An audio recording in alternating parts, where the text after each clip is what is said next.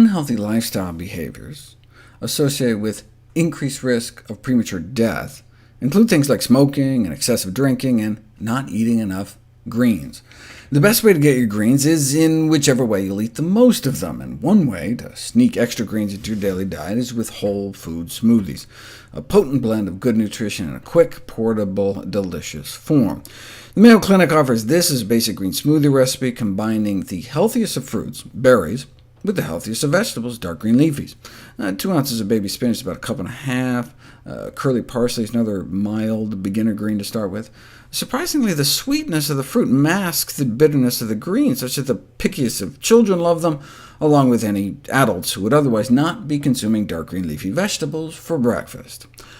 Or even fruit, for that matter. The average teen may only be getting about 1/20th of a serving of fruit otherwise, and loops don't count.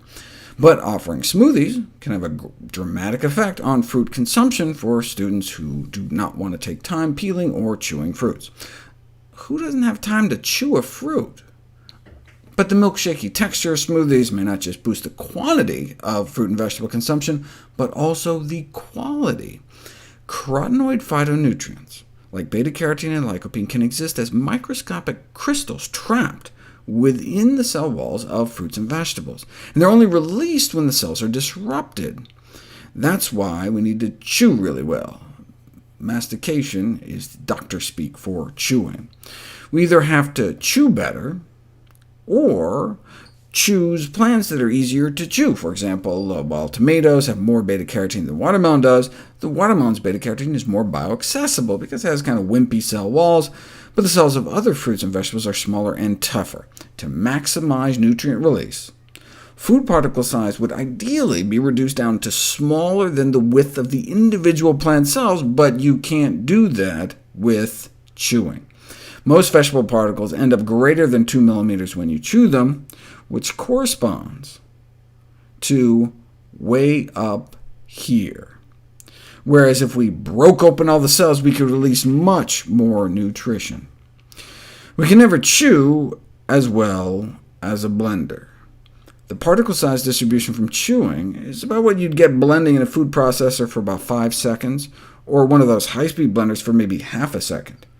40 seconds in a blender, and you can break spinach down to a subcellular level. Why does that matter? Well, take folate, for example, the B vitamin in greens, especially important for women of childbearing age. Feed people a cup of spinach a day for 3 weeks, and their folate goes up compared to control.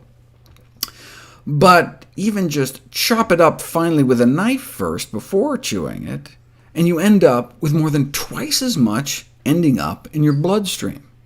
And the same absorption-boosting effect with lutein, the green's nutrient so important for our eyesight. It's not what you eat, it's what you absorb.